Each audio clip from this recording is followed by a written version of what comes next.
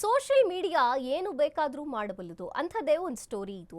ಹೂವಿನ ಬಾಡದಂತೆ ಟ್ರೋಲ್ ಗರ್ಲ್ಗೆ ಈಗ cinema offer ಸಿಕ್ಕಿದೆ. ನಾನು ಈಗ ಸಿನಿಮಾ ಮಾಡ್ತಾ ಇದ್ದೀನಿ ಅಂತ ಹೇಳಿದ್ರು ನಿತ್ಯಶ್ರೀ. ಹೂವಿನ ಬಾಣದಂತೆ ಅಂತ ಹಾಡಿ ಟ್ರೋಲ್ ಆಗಿದ್ದಂತಹ ಈ ಹುಡುಗಿಗೆ ಈಗ ಸಿನಿಮಾ ಆಫರ್ ಸಿಕ್ತಿದೆಯಂತೆ. ನಾನು ಈಗ ಸಿನಿಮಾ ಮಾಡ್ತಿದ್ದೀನಿ ಎಂದ ನಿತ್ಯಶ್ರೀ.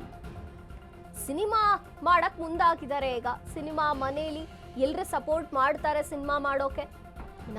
ವಿನಾಶಕಾಲೆ ಎಂಬ ಸಿನಿಮಾದಲ್ಲಿ ಒಳ್ಳೆಯ ಪಾತ್ರ ಸಿಕ್ಕಿದೆ ನನಗೆ. ಅಶ್ವವೇಗದಲ್ಲಿ ಹೂವಿನ ಬಾಣದಂತೆ ಟ್ರೋಲ್ ಗರ್ಲ್ ಮಾತನಾಡಿದ್ದಾರೆ. ನಾನು ಇನ್ಮುಂದೆ ಯಾವತ್ತೂ ಹಾಡು ಹೇಳಲ್ಲ ಅಂತ ಹೇಳಿದ್ರಂತೆ ನಿತ್ಯಶ್ರೀ. ಮುಂದೆ ಸಂಗೀತಕ್ಕೆ ಅವಮಾನ ಮಾಡಲ್ಲ ಅಂತ ಕೂಡ ಹೇಳಿದ್ದಾರೆ. ಹೂವಿನ ಬಾಣದಂತೆ ಅಂತ ಹಾಡಿ ಟ್ರೋಲ್ ಆಗಿದ್ಲು ಈ ಹುಡುಗಿ. ನಾನು ಇನ್ಮೇಲೆ ಸಿನಿಮಾ ಮಾಡ್ತೇನೆ, ಸಿನಿಮಾಗೆ ಒಳ್ಳೆ ಅವಕಾಶ ಸಿಕ್ಕಿದೆ, ಮನೇಲಿ ಕೂಡ ನಂಗೆ ಸಪೋರ್ಟ್ ಮಾಡ್ತಾರೆ ಸಿನಿಮಾ ಮಾಡೋದಕ್ಕೆ. ವಿನಾಶಕಾಲೆ ಎಂಬ ಸಿನಿಮಾದಲ್ಲಿ ಒಳ್ಳೆಯ ಪಾತ್ರ ಸಿಕ್ಕಿದೆ, ನಾನು ಸಿನಿಮಾ ಮಾಡ್ತಿದ್ದೀನಿ ಅಂತ ಹೇಳ್ಕೊಂಡಿದ್ದಾರೆ.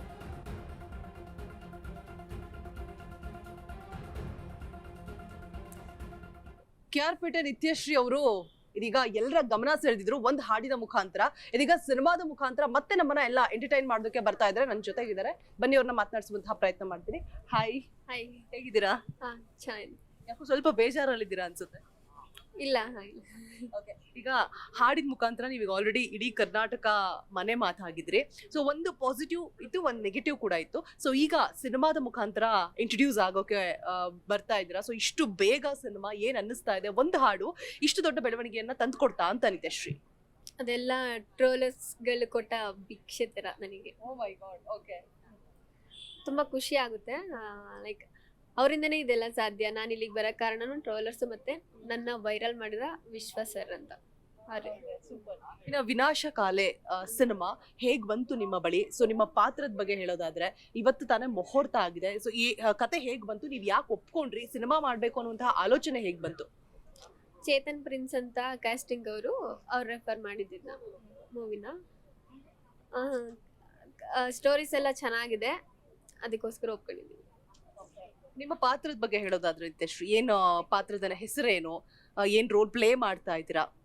ಅದನ್ನ ರಿವೀಲ್ ಮಾಡಿಲ್ಲ. ಮಾಡ್ತೀನಿ, ಇಲ್ಲ ಮಾಡ್ತೀನಿ, ಅವರಿಂದ ಹೇಳಿಲ್ಲ ನನಗೆ. ಅಂಡ್ ಆ ಒಂದು ಹಾಡು ಸಾಕಷ್ಟು ನಿಮಗೆ ಏನಂತ ಹೇಳಿದ್ರೆ ಊಹಿಸಿರ್ಲಿಲ್ಲ ಯಾರು ಕೂಡ. ಆ ಮಟ್ಟಕ್ಕೆ ಒಂದು ಖ್ಯಾತಿಯನ್ನ ತಂದ್ಕೊಡ್ತು ಅಂತ ಹೇಳಿದ್ರು ತಪ್ಪಾಗಲ್ಲ. ಏನ್ ಹೇಳ್ತೀರಾ ಆ ಬಗ್ಗೆ? ಸಾಕಷ್ಟು ಜನ ಬಂದು ಮಾತನಾಡಿಸಿದ್ರು, ಸೆಲೆಬ್ರಿಟೀಸ್ ಆಗಿರ್ಬೋದು, ಪಾಸಿಟಿವ್ ನೆಗೆಟಿವ್ ಎರಡೂ ಕೂಡ ಒಪಿನಿಯನ್ಸ್ ಬಂತು. ನೀವು ಒಂದ್ ಕಡೆ ಭಾವುಕರಾದ್ರಿ ಕೂಡ, ನೆಗೆಟಿವ್ ಕಮೆಂಟ್ಸ್ ನ ತುಂಬಾ ಮನ್ಸಿಗೆ ತಗೊಂಡು ಅತ್ರಿ ಕೂಡ. ಅತ್ತೆ ಅದ್ ನನಗೂ ಅರಿವಾಯ್ತು, ಆ ಸಾಂಗ್ಗೆ ಅವಮಾನ ಮಾಡಿದ್ದೀನಿ ಅಂತ. ಬಟ್ ಅದಕ್ಕೆ ನಾನು ಸಾರಿ ಕೇಳಿದಾಗ ಅರ್ಜುನ್ ಜನ್ಯ ಸರ್ ರಿಯಾಕ್ಟ್ ಮಾಡಿ ಪರವಾಗಿಲ್ಲ ಅಂತ ಅಂದಾಗ ನನಗೆ ತುಂಬಾ ಖುಷಿ ಆಯ್ತು. ಮತ್ತೆ ಅದ್ರ ಬಗ್ಗೆ ಮಾತಾಡ್ಲಿಕ್ಕೆ ಹೋಗಲ್ಲ, ಯಾರು ಹೇಗಾದ್ರು ಅನ್ಕೊಳ್ಳಿ, ನಾನು ತಲೆ ಕೆಡ್ಸ್ಕೊಳ್ಳಲ್ಲ. ಸಂಗೀತ ಕಲಿಯುವಂತಹ ಒಂದು ಆಸೆ, ಒಂದು ಕನಸು, ಕಲಿಬೇಕು, ಹಾಡ್ಬೇಕು ಚೆನ್ನಾಗಿ ಅನ್ನುವಂಥದ್ದು ಏನಾದ್ರೂ ಇದೆಯಾ ನಿತ್ಯಶ್ರೀಗೆ? ಇಲ್ಲ. ಯಾಕೆ? ವಾಯ್ಸ್ ಚೆನ್ನಾಗಿಲ್ಲ. ಯಾರು ಹೇಳಿದ್ದು ವಾಯ್ಸ್ ಚೆನ್ನಾಗಿಲ್ಲ ಅಂತ? ನಿಮಗ್ ನೀವೇ ಅನ್ಕೊಂಡ್ರೆ ಹೇಗೆ? ನಮಗ್ ಚೆನ್ನಾಗಿ ಅನ್ಸಿದ್ರೆ ಮತ್ತೆ ಬೇರೆಯವ್ರಿಗೆ ಚೆನ್ನಾಗಿ, ನನಗೆ ನನ್ನ ವಾಯ್ಸ್ ಚೆನ್ನಾಗಿ ಅನ್ಸಲ್ಲ. ಖಂಡಿತವಾಗಿ ಆ ಹಾಡ್ ಮೂಲಕ ಸಾಕಷ್ಟು ಜನ ನಕ್ಕಿದ್ದಾರೆ. ನಕ್ಸೋದು that is not easy Nithyashree, ಅಲ್ವಾ? ಯಾವ್ದನ್ನು ಕೂಡ ನೆಗೆಟಿವ್ ಆಗಿ ತಗೊಂಡ್ಬಾರ್ದು. ಅಂಡ್ ಇತ್ತ ಆಸೆ ನಿಮ್ಗೆ ಸಂಗೀತ ಕಲಿಬೇಕು, ಮ್ಯೂಸಿಕ್ ಕಲಿಬೇಕು, ಹಾಡ್ಬೇಕು ಅನ್ನುವಂತಹ ಆಸೆಗಳಿತ್ತ? ಇಲ್ಲ, ಸಂಗೀತದಲ್ಲೆಲ್ಲ ಆಸಕ್ತಿ ಇರ್ಲಿಲ್ಲ, ಆಕ್ಟಿಂಗ್ ಅಲ್ಲಿ ಇತ್ತು. ಇಲ್ಲ, ಯಾವ್ದು ಮಾಡಲಿಲ್ಲ. ಹಾಡದೇ ಇಲ್ವಾ? ತಪ್ಪು ನಿತ್ಯಶ್ರೀ ಅವರೇ, ನೀವು ಮ್ಯೂಸಿಕ್ ಕಲಿಬೇಕು, ಹಾಡಬೇಕು. ಮತ್ತೆ ಯಾರೆಲ್ಲ ನಿಮಗೆ ವ್ಯಂಗ್ಯ ಆಡಿದ್ದಾರೆ, ಯಾರೆಲ್ಲ ನಿಮ್ಮ ಕಣ್ಣೀರಿಗೆ ಕಾರಣ ಆಗಿದ್ದಾರೆ, ಅವರೆಲ್ಲರಿಗೂ ಕೂಡ ನೀವು ಹಾಡಿ ಮತ್ತೆ ಉತ್ತರ ಕೊಡ್ಬೇಕು. ಓಕೆನಾ? ಆಲ್ ದ ವೆರಿ ಬೆಸ್ಟ್, ನಿಮ್ ಸಿನಿಮಾಗೆ ಒಳ್ಳೇದಾಗ್ಲಿ.